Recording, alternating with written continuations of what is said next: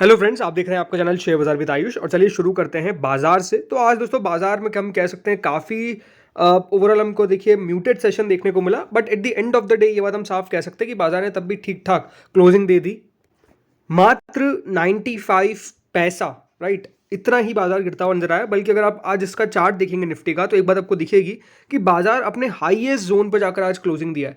22,537 का दोस्तों आज का हाई था, और 22,513 पर जाकर निफ्टी अगर बंद हो रहा है, तो इसका मतलब ये है कि बाजार में हमको गिरावट जो है वो पूरी बाजार ने डेफिनेटली उसको सोक कर लिया, और बाजार at the end of the debt plus में जाकर बंद हुआ है। राइट, स्पेसिफिकली जो आज सबसे ज्यादा बढ़िया किया वो था दोस्तों निफ्टी बैंक। आज का दिन दोस्तों बैंक निफ्टी ने ऑलमोस्ट 48,493 पर क्लोजिंग दी है। करीबन 432 पॉइंट से ज्यादा बैंक निफ्टी चला है। 0.90% का यहाँ पर तेजी नजर आया। बट अगर आप चार्ट देखेंगे तो एक बात आपको साफ नजर आएगी क्या, कि दिन के दौरान सिर्फ मजबूत होता हुआ नजर आया पूरा बैंक निफ्टी। अगर आपने मेरा कल का वीडियो देखा हो तो मैंने आपको एक बात क्या कही थी कि दोस्तों अगर बाजार को अब कोई ऊपर लेके जाएगा तो वो बैंक निफ्टी है, और इसमें भी कौन, एचडीएफसी बैंक। यानी जो अब हैवी वेट से वो हमको चलते हुए नजर आएंगे। इसके पीछे का रीजन क्या है, क्योंकि बहुत अंडर परफॉर्मेंस देखने को मिल गई है। लेकिन आज एक बड़ा इवेंट था, क्या, आरबीआई की एमपीसी पॉलिसी, इसके बारे में बात करते हैं। उसके बाद हम आईआरईडीए के बारे में बात करेंगे। तो आरबीआई की दोस्तों आज एमपीसी पॉलिसी थी, यानी मॉनेटरी पॉलिसी थी। और मॉनेटरी पॉलिसी के अंदर हमको जो पता था वो एग्जैक्टली हुआ कि रेपो रेट जो रेट है, बेसिकली वहां पर रेपो रेट नहीं, जो रेट्स है उसको यहाँ पर जितना था उतना ही रहने दिया, ऑलमोस्ट 6.5% पे। लेकिन उनके द्वारा क्या कहा गया, looking for inflation elephant to vanish, यानी जो सबसे बड़ा हाथी है इन्फ्लेशन, जिसे उनके द्वारा कहा गया है, उसको हम बिल्कुल खत्म होता हुआ देख रहे हैं, वैनिश होता हुआ देखेंगे। बट स्पेसिफिकली हम सिर्फ हाईलाइट्स की बात करेंगे, पूरा डिस्कस नहीं करेंगे। तो देखिए, सबसे पहली बात तो ऑन रेट और स्टैंड, जो रेपो रेट है उसको अनचेंज रखा गया करीबन 6.5% पे। जो मेंटेन है वो फोकस रखा गया किस पे, विड्रॉल ऑफ अकोमोडेशन। ये बात ध्यान रखिए, विड्रॉल ऑफ अकोमोडेशन स्टैंड पहले भी था और इसको कोई चेंज नहीं करने वाले। ये स्टैंड कब चेंज होगा, स्टैंड जब भी चेंज होगा जब दोस्तों यहाँ पर रेट हमको कट होती हुई नजर आएगी, तब जाकर स्टैंड चेंज होगा। माना क्या जा रहा है कि क्या रेट कट कब हमको देखने को मिलेगा। एक्सपेक्टेशंस जो अभी कह सकते हैं एक्सपर्ट्स की है, वो यही है कि अक्टूबर की मीटिंग के अंदर हमको हो सकता है कि यहाँ पर रेट कट होता हुआ नजर आए। इसका मतलब क्या है, इसका मतलब यही है कि ये मान के चलिए जब तक दोस्तों फेड, यानी अमेरिका का जो फेड है, फेडरल रिजर्व, जब तक उनके द्वारा रेट कट नहीं किया जाएगा तब तक हमारे बाजार या फिर हमारे आरबीआई भी रेट कट करती हुई नजर नहीं आएगी। और इसीलिए एक्सपेक्टेशंस क्या है कि हमको अक्टूबर, यानी अभी काफ़ी समय है रेट कट को लेकर, अभी काफ़ी समय तक ये जो रेट्स हैं वो इसी तरीके से रहने वाले, रेपो रेट 6.5% पर रहेगा। जीडीपी ग्रोथ पर उन्होंने जो कहा वो ऑलमोस्ट ये था कि देखिए, GDP growth for 2024-2025 retain at 7%, Q1 7.1%, Q2 6.9%, Q3 7% और Q4 7% पे ही रहने की एक्सपेक्टेशंस है। इन्फ्लेशन पे ये कहा कि जो रिटेल इन्फ्लेशन है वो करीबन 4.5% का रह सकता है इस फिस्कल के अंदर। Last mile of disinflation is always challenging sticky, ये उनकी तरह कहा गया। मतलब अब कह सकते हैं हम उस पड़ाव पर है जहाँ पे इन्फ्लेशन को नीचे लाना थोड़ा सा मुश्किल दिखता है। बट उनका ये मानना है कि जो फूड प्राइसेस है उसके अंदर अनसर्टेनिटीज है, और कंटिन्यू है उनका किस तरीके से रुख इन्फ्लेशन आउटलुक के ऊपर। फॉरेक्स पे ये कहा कि जो इंडिया का फॉरेक्स रिजर्व है वो अपना हॉल टाइम हाई पर पहुंच गया है, ऑलमोस्ट $645.6 बिलियन के आसपास पहुंचा है on March 29। Building forex reserves adds to the strength of the national balance sheet, obvious सी बात है। और जो तीसरी चीज कही गई है वो यही है कि जो गोल्ड रिजर्व्स है वो भी एक बड़ा पार्ट है ऑफ फॉरेक्स रिजर्व डेवलपमेंट, ऐसा आरबीआई ने कहा है। जो इंपॉर्टेंट था कि एक्सचेंज डेरिवेटिव्स पे क्या बोलते हैं, फॉरेन एक्सचेंज डेरिवेटिव्स पे, करेंसी डेरिवेटिव्स पे क्या बोलते हैं। तो देखिए, उन्होंने ये कहा कि जो आरबीआई का पहले foreign exchange risk management policy है उसके अंदर कोई भी हम चेंज नहीं करेंगे। रेगुलेशंस जो है वो फॉरेन एक्सचेंज मैनेजमेंट एक्ट के तहत यहाँ पर लाए गए हैं, और ये exchange traded currency derivatives are for hedging only, ऐसा साफ साफ कहा गया। तो ओवरऑल यही है कि देखिए, मेजर अनाउंसमेंट्स में कुछ और अनाउंसमेंट जो की गई वो ये कहा गया कि जो ट्रेडिंग है sovereign gold bond, sorry sovereign green bonds के अंदर वो परमिट कर दी गई है आईएफएससी के अंदर। एक मोबाइल ऐप फैसिलिटेट किया जाएगा फॉर रिटेल पार्टिसिपेशन इन जीसैक्स। तीसरी बात कही गई कि यहाँ पर कैश डिपॉजिट्स बैंक के थ्रू हो सकता है, थ्रू यूपीआई ऑल्सो, ये भी अब नई चीज़ आने वाले।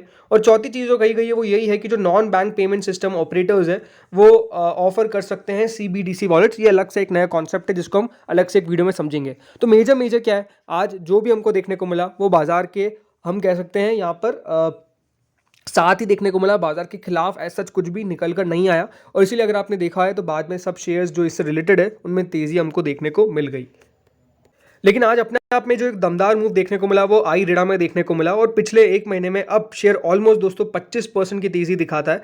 शेयर में दोस्तों आज ऑलमोस्ट 11% से ज़्यादा का अपसाइड देखने को मिला। 18 रुपये एक दिन में शेयर चला है, बल्कि आज 181.15 का इसका हाई था। तो क्या आई रेडा फिर से अपने उन लेवल्स को छूने वाला है जो लगातार दोस्तों यहाँ पर तेजी थी और 200 रुपये से गिरना चालू किया था? देखिए, ये अपने आप में क्वेश्चन हो सकता है, क्योंकि जिस तरीके से शेयर चला है वो अपने आप में दमदार है और जिस तरीके से मुनाफा वसूली हुई थी वो भी देखिए काफ़ी खतरनाक थी। बट फिर से शेयर अब बढ़ने की कोशिश कर रहा है और 181 रुपीज़ के लेवल के नज़दीक हमको आज जाकर शेयर ने दिखाया है। बट अभी भी ये बात ध्यान रखिएगा, 214 रुपये 60 पैसे का 80 पैसे का माफ़ करेगा, ये इसका 52 हफ्तों का हाई है और वो मेरे हिसाब से थोड़ा सा चैलेंजिंग है कि उसको किस तरीके से शेयर क्रॉस करेगा। लेकिन आज की तेज़ी के पीछे की वजह क्या है और ये तेज़ी कितनी सस्टेन कर सकती है, ये आपको बताता हूँ। तो जो फर्स्ट एंड फोरमोस्ट रीजन था वो क्या था? वो था रिवीजन ऑफ प्राइस बैंड। जी हाँ, आपको पता ही है कि आईआरएफसी के सॉरी आईआरईडीए के अंदर, माफ करेगा आईआरएफसी का नाम आ गया, आईआरईडीए के अंदर 5% का क्या था? अपर सर्किट लिमिट, यानी एक दिन में ये सिर्फ 5% ही बढ़ सकता है और 5% ही गिर सकता है। लेकिन दोस्तों जो खबर निकल कर आई उसमें रिवीजन हुआ प्राइस बैंड का और उस 5% के सर्किट को बढ़ाकर कितने परसेंट का कर दिया गया? 20% का सर्किट कर दिया गया। और जब जैसे ही देखिए 20% का सर्किट किया गया तो एक उसके कारण भी हमको तेजी देखने को मिली, बिकॉज ज़्यादा देखिए जब सर्किट रहता है तो वॉल्यूम ज़्यादा हमको देखने को मिलती है और ये सब शेयर भी ज़्यादा ट्रेड कर सकता है। तो इसके कारण भी दोस्तों मार्केट में इसको लेकर उत्साह देखने को मिल गया, क्योंकि 20% का जो सर्किट फिल्टर है वो यहाँ पर कर दिया गया फॉर अ ट्रेडिंग सेशन। इस बात का ध्यान रखिएगा, 20% का सर्किट अगर 2 दिनों तक लगातार लग जाता है तो उसके बाद सर्किट फिल्टर ऑटोमेटिक रिवाइज कर दिया जाता है और वो 10% का कर दिया जाता है। फिर अगर 10% लगातार 3 दिनों तक लगता है तो फिर उसके बाद सर्किट फिल्टर को 5% का कर दिया जाता है। लेकिन अभी कोई 20% का सर्किट लगा नहीं है तो इसका सर्किट फिल्टर रिवाइज इतने आसानी से नहीं होगा। लेकिन इसके अलावा हमको एक और कौन सा वो रीजन देखने को मिला जिसके कारण दोस्तों शेयर में इस प्रकार की हमको दमदार तेजी देखने को मिली? देखिए, लगातार जो कंपनी ने अपने हम कह सकते हैं कि यहाँ पर जो सारे नंबर्स पेश करे हैं, अभी कंपनी ने पूरा अपना देखिए यहाँ पर जो FY24 में कंपनी ने कारोबार किया उसको लेकर भी कंपनी ने कहा।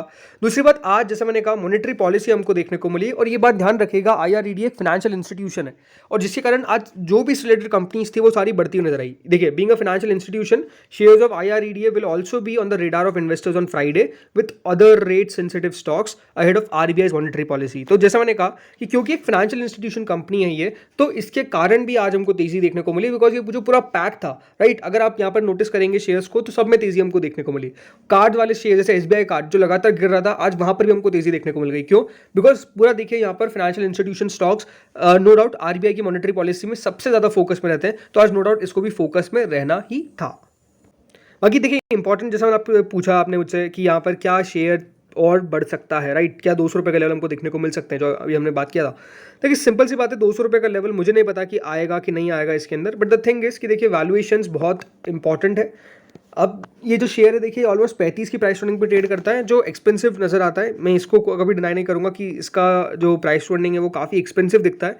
क्यों एक्सपेंसिव दिखता है? रीजन सिंपल सी बात है, जब दोस्तों इसके पीओर्स इससे नीचे ट्रेड करते हुए नजर आएंगे, जब इसके पीओर्स हमको लेस देन 10 के पी पे अवेलेबल है, तो फिर आईआरईडीए तो काफ़ी ज़्यादा महंगा है क्योंकि ये 35 के पी पे अवेलेबल है। जरूर देखिए कुछ कंपनी होती है जिसको बाजार ज़्यादा वैल्यूएशन देता है, बट ये वैल्यूएशन कितनी देर तक सस्टेन रहेगी ये अपने आप में एक इंपॉर्टेंट क्वेश्चन है, क्योंकि शेयर में हमने ऑलरेडी एक गिरावट देख ली है। जरूर देखिए वो गिरावट आप कह सकते हैं कि पूरी अब ऐसा लगता है कि रिकवर हो जाएगी, बट जरूर वैल्यूएशंस एक कंसर्निंग पार्ट हमेशा से रहेंगे। जरूर देखिए वैल्यूएशंस को एड्रेस कैसे किया जा सकता है। अब कंपनी के Q4 नंबर्स पे हमको बिल्कुल अपना नजर रखना है कि Q4 नंबर्स कंपनी के किस प्रकार के आते हैं। अभी तक डेट्स फाइनलाइज नहीं की गई है, पर बहुत जल्द कंपनी डेट्स फाइनलाइज कर देगी। हमको उसमें देखना है कि Q4 के नंबर्स किस प्रकार के आते हैं, क्योंकि दो चीज़ों को से देखिए आप शेयर को समझ सकते हैं। पहली बात तो क्या है, क्या क्या उस इंडस्ट्री में पूरा चेंज हमको देखने को मिल रहा है। अगर देखिए पूरी इंडस्ट्री में आपको चेंज देखने को मिलेगा तो वो कंपनी भी चलेगी। दूसरी बात क्या है, सबसे बढ़िया तरीका किसी कंपनी को समझने का वो है उसके नंबर्स। अगर देखिए वो फाइनेंशियली बढ़िया कर रही है, कोई प्रॉब्लम देखने को नहीं मिल रही है, तो आगे ना पीछे शेयर तो चलेगा ही चलेगा, राइट। तो ये इंपॉर्टेंट बात है कि अगर इसके नंबर्स अच्छे निकल कर आते हैं तो फिर कोई प्रॉब्लम नहीं है। नंबर्स में अगर कोई खामी देखने को मिली तो उसका शेयर पे सीधा सीधा आपको इंपैक्ट देखने को मिल जाएगा। आज जैसे सरकारी शेयर्स काफी बढ़िया कर रहे थे, जिसमें एनबीसीसी ने भी बढ़िया कारोबार किया। ऑलमोस्ट 12 रुपये से ज्यादा शेयर चलता हुआ नजर आया, 9.52% तक चला है शेयर। वैसे अगर यहाँ पर आप एक महीने में देखेंगे तो यहाँ पर भी साफ रिकवरी है। मतलब इन सब शेयर्स के अंदर आपने एक बात नोटिस करी होगी कि पहले तेजी से बढ़े, राइट, अभी जब बाजार नीचे गिरा, स्मॉल कैप गिरे, मिड कैप गिरे, तब यहाँ पर भी बड़ी गिरावट आई और अब फिर से देखिए जब जैसे स्मॉल कैप मिड कैप चल रहे हैं तो यहाँ पर भी रिकवरी आ रही है। तो यही सिंपल सी बात है।